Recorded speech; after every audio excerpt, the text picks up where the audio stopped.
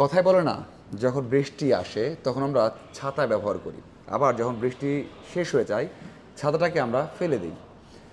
আবার যখন অন্ধকার রাত, কোনো কাজ করতে হবে, আমরা মোমবাতি জ্বালাই, মোমবাতি ব্যবহার করি। কিন্তু যখন কারেন্ট চলে আসে বা সকাল হয় তখন ওই মোমবাতিটাকে আমরা প্রথমে ফেলে দিই। কোনো অন্ধ মানুষ, তাকে যদি আপনি দৃষ্টি দেন, মানে যদি তাকে আপনি চোখ দান করেন, তার যে সবচেয়ে ব্যবহৃত জিনিস লাঠিটা, যেটা দিয়ে উনি চলাফেরা করে যার সাহায্যে, সেটাই ফার্স্ট ফেলে দেয়।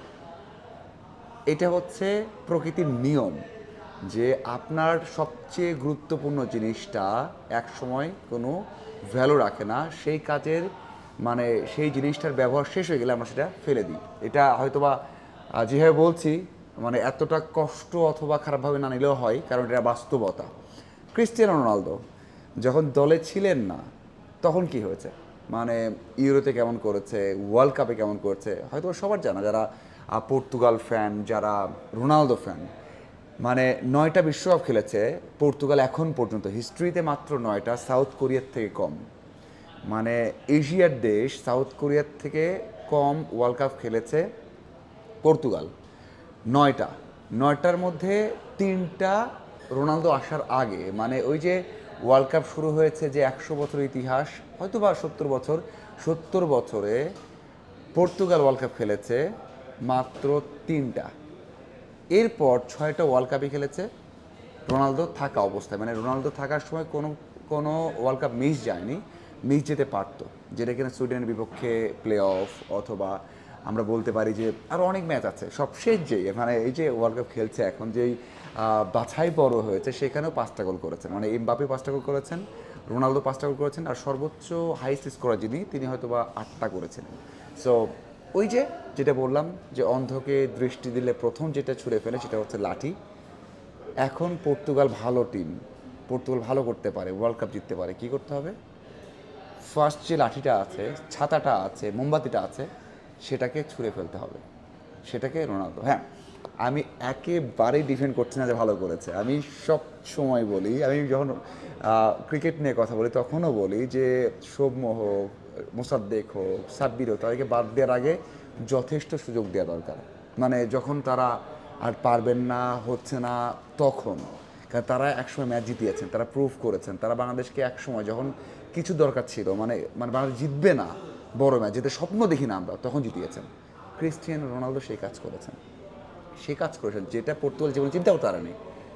ইউরো জিতেছে, বিশ্বাস দিয়েছে, ন্যাশনস লিগ জিতিয়েছে, বিশ্বাস দিয়েছে, মিলিয়নস অফ ফ্যান্স যাদেরকে খেলা শিখিয়েছে। এখন পর্যন্ত বাংলাদেশে ঘরে ঘরে বাচ্চারা পর্যন্ত বলে রোনালদো ফ্যান হতে চায়, বা তার ফ্যান জার্সি চায় এখনও। কেন ভাই, 7 বছর, 8 বছর, 10 বছর কী দেখেছেন রোনালদোকে? 10 বছর তো রোনালদো আরও কী দেখেছেন? সো সেই রোনালদোকে চাই। সো আমি যে ম্যাচটা খেলেছেন, এক কথায় বাজে, আমি নিজে চরম হতাশ। আপনারা সবাই জানেন আমি ক্রিস্টিয়ানো রোনালদো ফ্যান, আমি রিয়াল মাদ্রিদের হিউজ ফ্যান, ওই সময়কার ফ্যান। তো এটা আমার জন্য খুবই ডিসঅ্যাপয়েন্টিং। বাট বাট বাট আমার মনে হয় রোনালদো কোথায় হারিয়ে গেছে। হ্যাঁ, বাদ দেওয়া উচিত, থাকা উচিত না, আমারও মনে হচ্ছে বিশ্বকাপ খেলা উচিত না, এখনও বলছি উচিত না।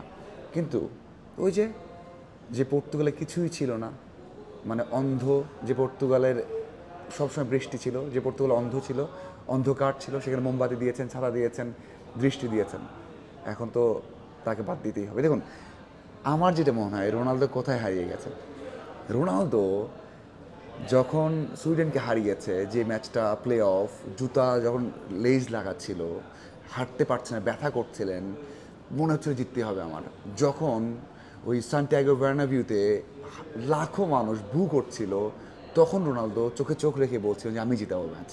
রোনালদো যখন সিমিওনেকে বলতে পারে যে আমি ম্যাচ জেতাবো 3 গোল পিছিয়ে থাকার পরেও, সেটা রোনালদো। রোনালদো ছিল সেটা। এটা না সৌদি আরবে এসে একটা ট্রফি জিতে কান্না, এটা না যে সৌদি আরবে এসে একটা গোল করে কান্না, এটা না যে মানুষ তাকে বু করলে সে ভয়ে সে চুপ হয়ে যাবে, ইমোশনাল হয়ে যাবে। Ronaldo arrogant Ronaldo, I am the best বলার রোনালদো। সো ওই আই অ্যাম দ্য বেস্ট বলার রোনালদো নাই। এখনও যদি সে চিন্তা করে যে আই এম দ্য বেস্ট, এবং আমি যদি চিন্তা করে যে আমি আমি ওই যে বু যারা করে তাদেরকে উত্তর দেবো, তাহলে সেই রোনালদো ব্যাক করবে। সেই রোনালদো ব্যাক করবে না হয়তো বা, কিন্তু ওই অ্যাটিটিউড ব্যাক করে মাঠে দৌড়াবেন, চেষ্টা করবেন, দাঁড়িয়ে থাকবেন না, ওটা নাই, ওটা নাই। কী করছেন না করছেন সবাই জানেন। রোনালদো ফ্যানরা সবাই হতাশ, সবাই চাইবেন কাম ব্যাক করুক, আমি কাম ব্যাক চাই না, মানে চাই তো সবাই কিন্তু চাই না, আমার কথা হচ্ছে কাম ব্যাক করার চেষ্টাটা হোক। আই অ্যাম দ্য বেস্ট, সবাই বু করবে, করুক, এই যে সবাই কথা বলছে, কতবার হয়েছে আমাদের রোনালদো ফিনিশ 2014 সালে যখন তারা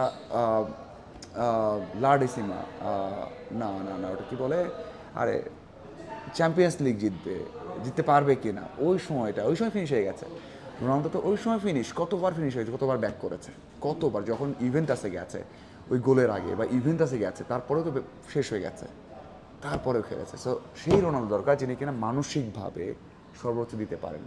রোনালদোকে নিয়ে কথা বলার বিষয় আসেনি, তারপর আমার মনে হয় যে রোনালদো এই জায়গাতে পিছিয়ে আছে। আমি নিজে গেল 1 বছর সাউদি লিগ দেখিনি, কোয়ালিফাইং ম্যাচ দেখেছি, কারণ ওই রোনালদোটা হারিয়ে গেছে। আমি এখনও চাই যে রোনালদো ভালোভাবে বিশ্বকাপ শেষ করবে। আপনার কী মনে হয় অবশ্যই জানাবেন। ধন্যবাদ সবাই।